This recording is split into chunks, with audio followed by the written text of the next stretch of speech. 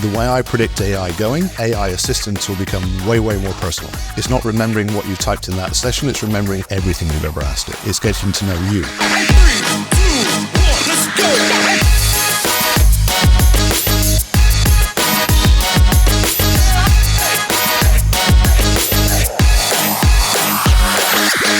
go! David, welcome to the Tenacious Teacher Podcast. I'm really excited to talk with you. You have an incredible and I think unlikely path to public education. So let's get started, okay? Okay. First, why don't you tell me where you're from and how you ended up in the U.S.? Okay, so from the UK, from Bristol. When I was at school, we come from what is known as a low aspirational area. So not many people go to study post-16 or even post-18, and then even fewer go to university. So in the UK, you can drop out of school at 16 with only basic general knowledge qualifications. A lot of people then go into trade schools, just working in retail, working in small companies. But you know that's fine. If they don't want to pursue their education further, they don't need to. Your second option then is to go through to 18, where you study at A levels, which puts you a little bit higher up the ranks. You might do more further math, that type of thing, or then university. So in my hometown of the year group I was in, there was about 360 people in that year group. About 60 studied post-16 and about 15 studied at university. And so part of my general nerdistry was I always loved computing and studying that sort of things.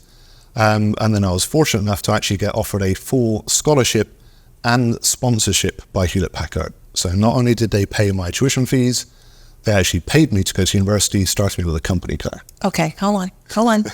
So I have to ask you, I just heard company car. Yep. Not just a scholarship. That's something that, you know, is not unheard of, obviously. But not too many freshmen. Yep. You were 18 years old? It would have been 19. 19 years old. Start school with a company car. How does that happen?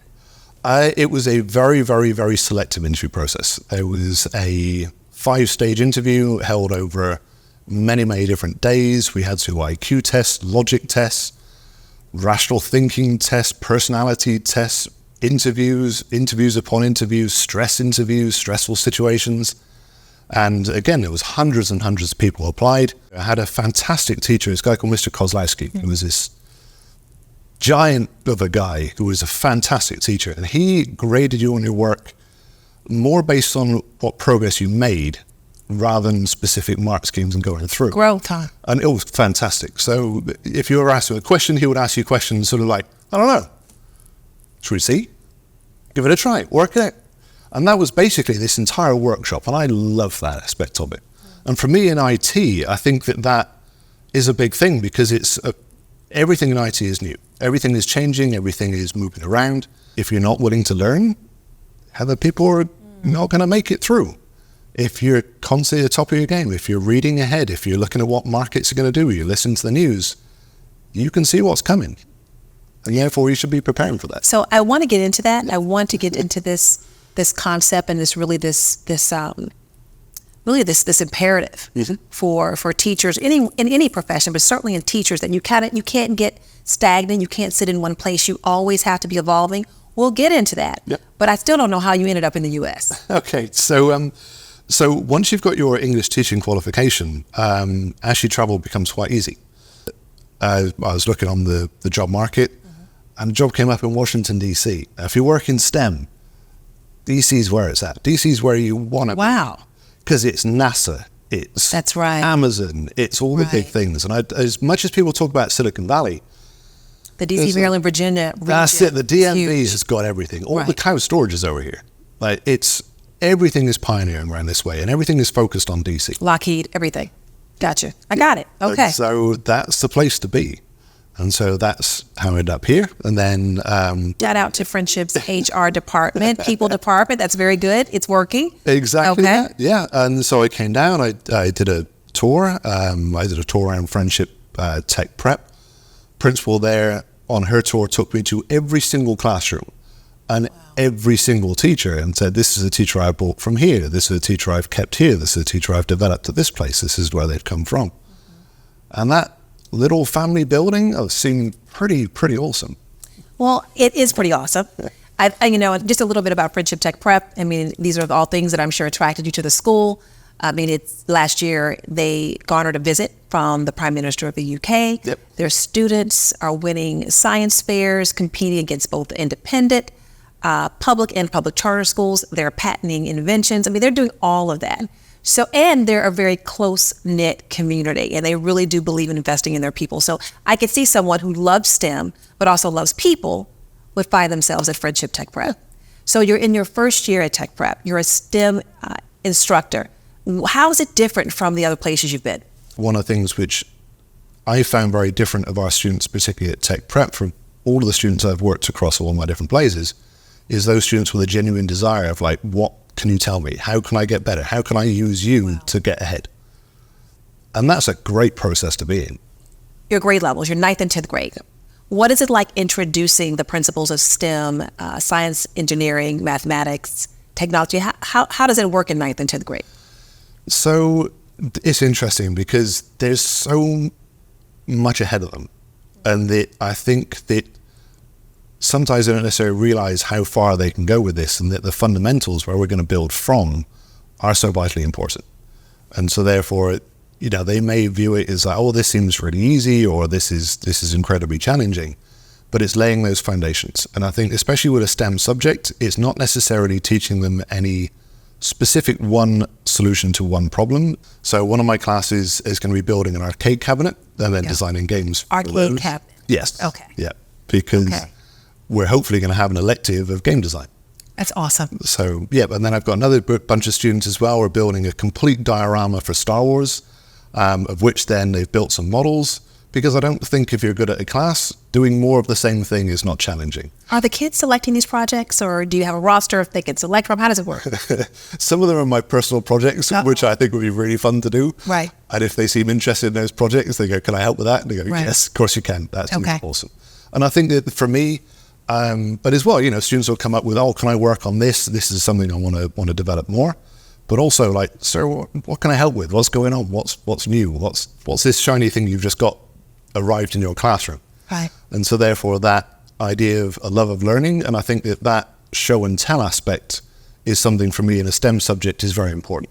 So it's really interesting, you're connecting, or maybe perhaps you are spurring this love of learning by connecting with things that A, are relatable, B, are things that they enjoy, and I'm even wondering, do they even know you can have a career out of this? I'm building game board cabinets. Perhaps, of course, there's coding and gaming, but what's the pathway for me? Are they first learning about these careers in your classroom?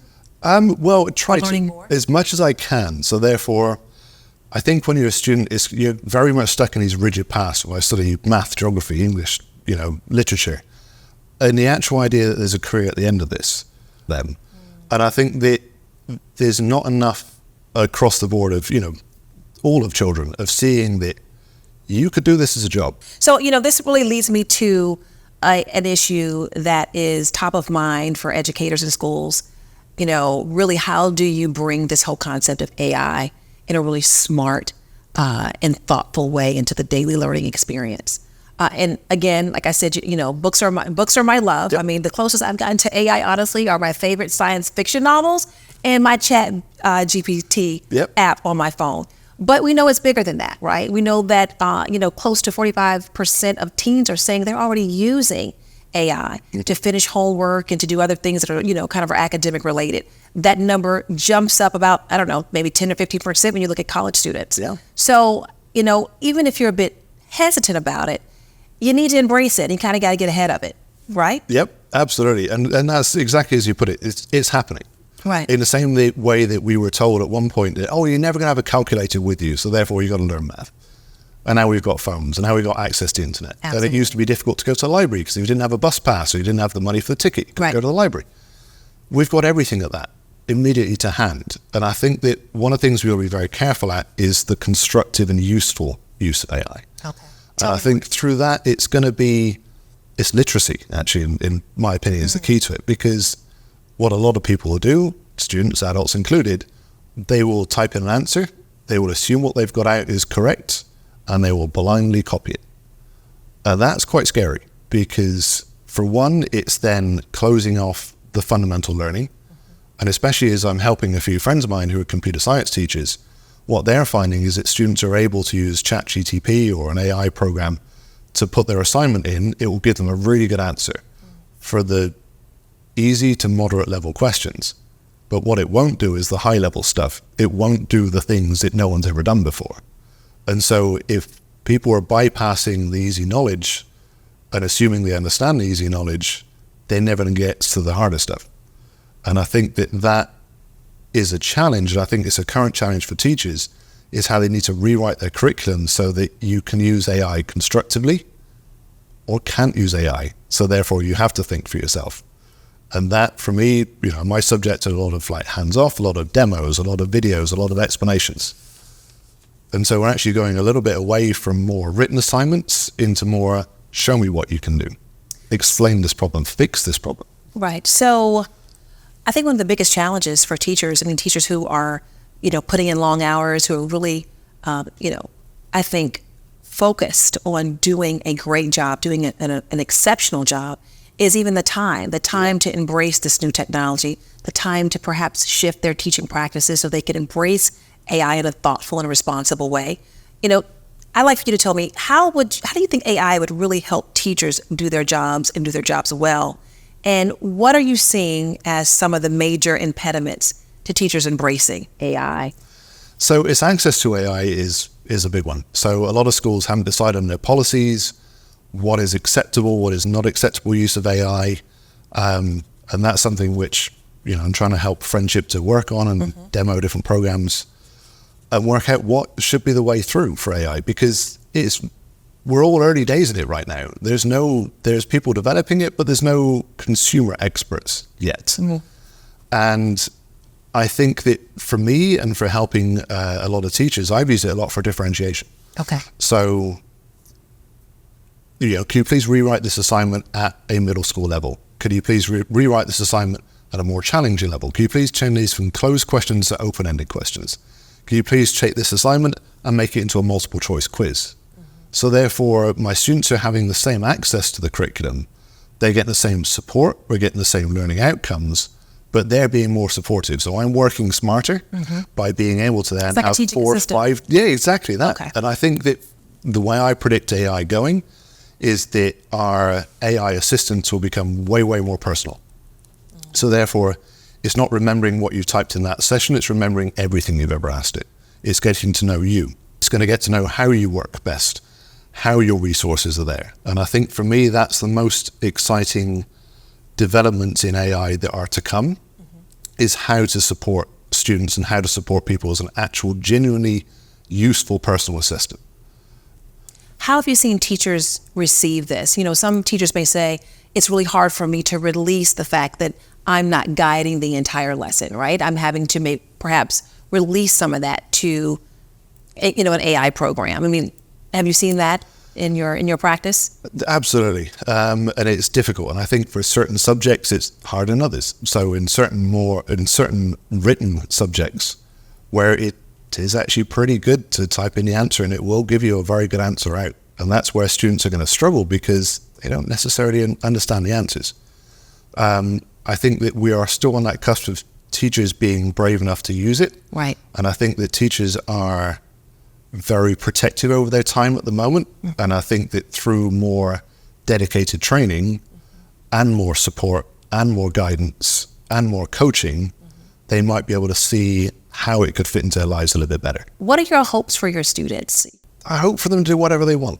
And I think that that's something which is somewhat tricky, I think, with teaching in general, because you love your subject and you want all your students to go learn your subject. Of course you do.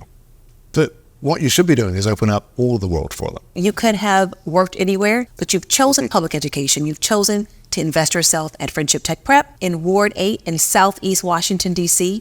And for that, we are grateful. I look forward to visiting your classroom. You're always welcome. Thank you. Okay. All righty. Thank you.